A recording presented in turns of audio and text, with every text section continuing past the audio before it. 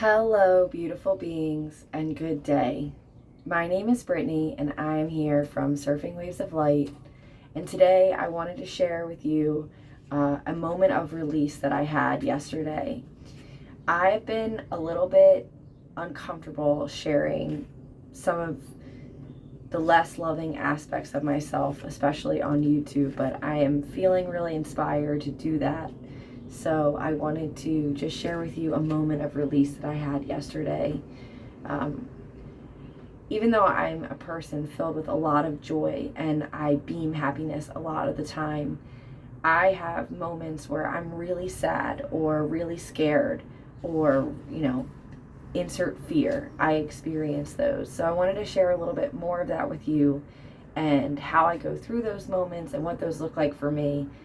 Because I think we're all experiencing a lot of the same things at this time, and my guidance has asked me to be a little bit more vulnerable, and so this is my attempt at doing that. So just to give you a background a little bit on this situation, so right now I live on an island, and it's a very expensive place to live. Everybody wants to be here. It's an amazing place, and it has so much beautiful energy coming from here. So it just can be a very hard place for people to live. In the past couple of years, my guidance has said that Greg and I need our own space, which on this island, most people, they live with their families, they share houses with their families.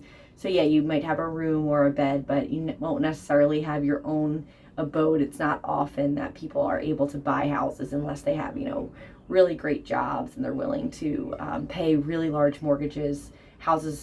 Most houses are around $1 million where I live right now. So it's always a blessing to be here. But basically, my guidance and Greg's guidance said, you guys need your own space in order to fully grow into who you are. So that became this huge challenge for us. How are we going to get our own space on an island where everything cost $1 million, but also our guidance said no mortgages? So that's been something I've had for a long time. My guidance has asked me not to have any sort of payments that I need to make every single month, and to just sort of pause on anything like that. Not that we may not get a house someday or something like that, but as of right now, no mortgages, but you guys need your own space in order to fully grow into who you are. So that's a little bit of a challenge living here. There's just not so there's not even a lot of places to rent sometimes here for a decent amount of money. So through a series of synchronicities and coincidences, synchronicities, I don't really believe in coincidences, it's all synchronicity, it's all intelligent, we ended up being given a sailboat. So it needed some repair. It's a 1972 sailboat, and it's moored in the bay. So we realized it's a little space, but we realized this could be our own space, someplace for us to go and sleep at night, hang out in. We have to paddle out there because it's not on a dock, but it's really cool, and we're both big water people, and so it just makes perfect sense for us. So this situation's been going on for a couple years. You guys all know that we've had some intense things happening since 2020. There's been a lot of emotions, a lot of people's feelings and opinions have come up.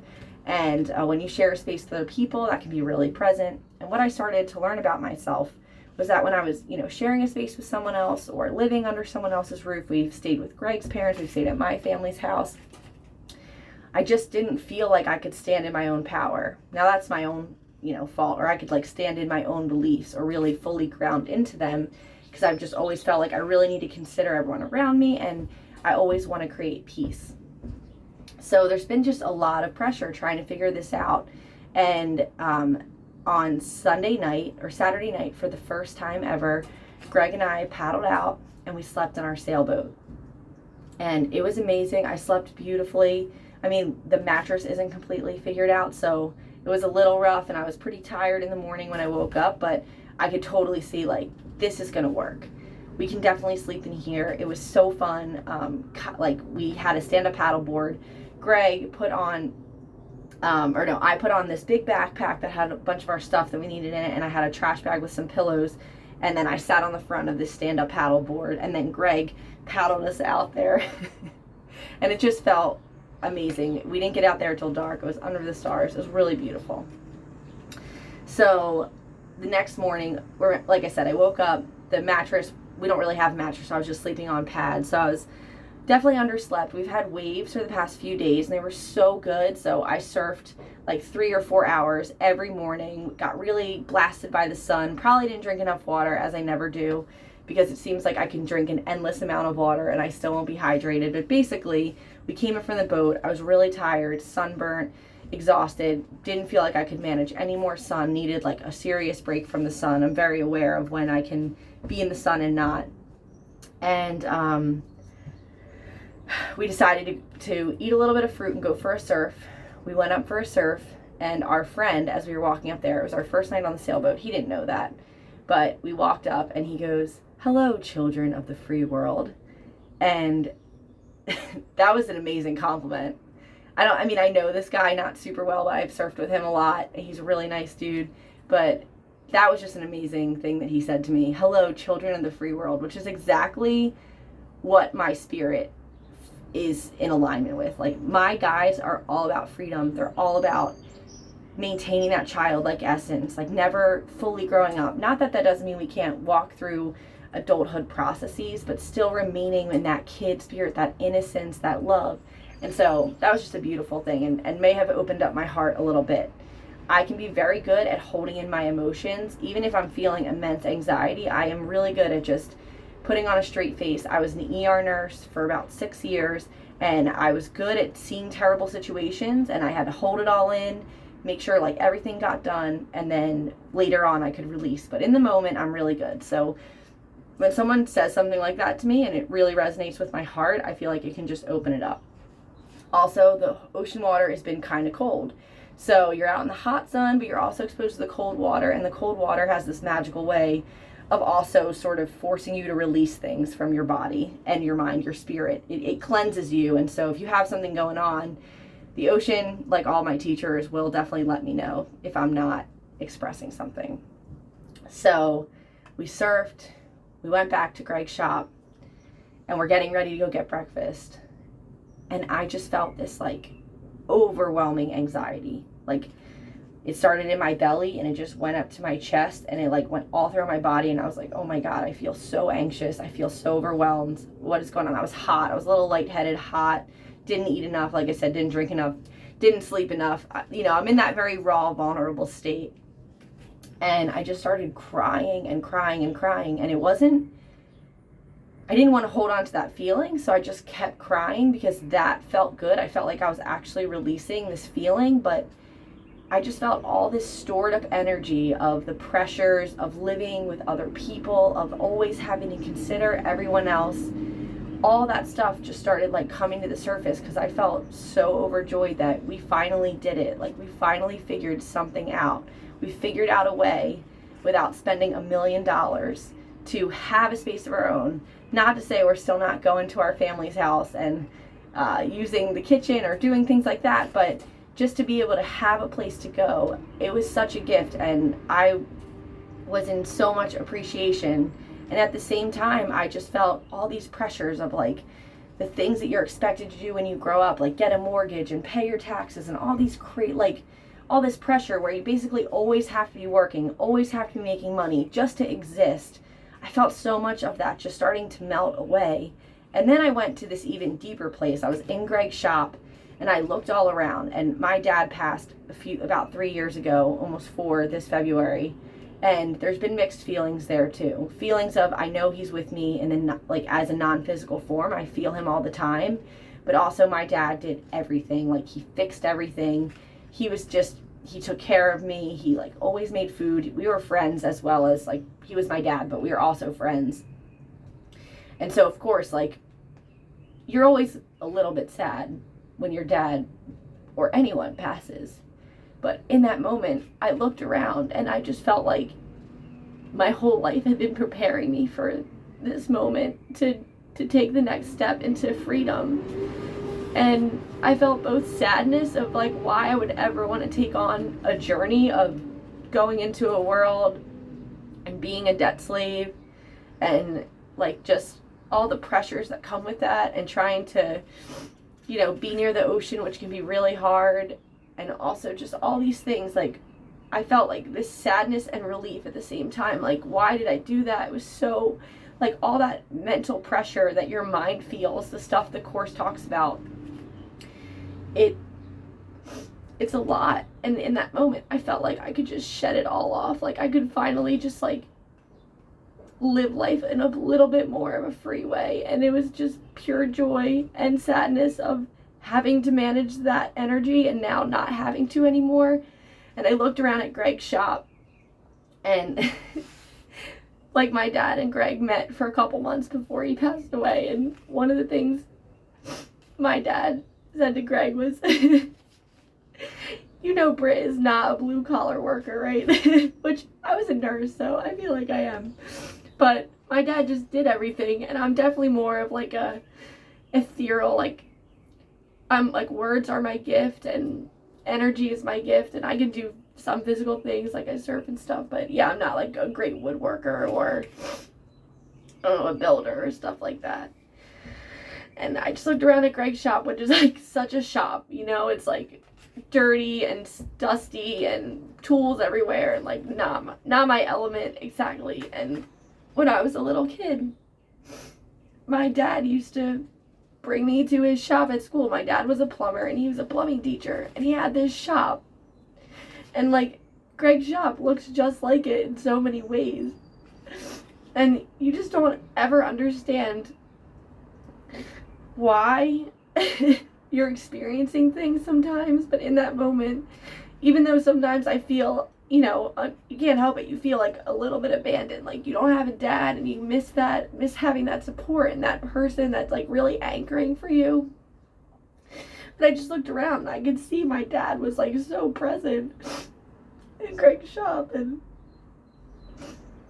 it was just like, I just realized how blessed I am, and I know that all the time, but I was just like overwhelmed, like, I'm getting this opportunity to step into freedom, and like, my dad's here, and he's guiding this whole process, and he's like, I got the message that he can be so much more of a help to me on that side than he could ever be on this side, because of the distortions that we experience when we're in these physical bodies and going through these minds and all the conditioning that we experience.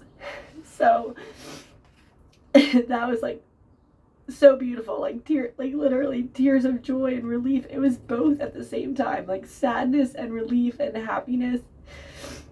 And so that was just cool. Like, life literally gives you everything that you need, and you don't know why you're experiencing the things you're experiencing. And that was when I was a little kid, always going to his shop, but it just made me so much more comfortable, and just I could just see that was part of it.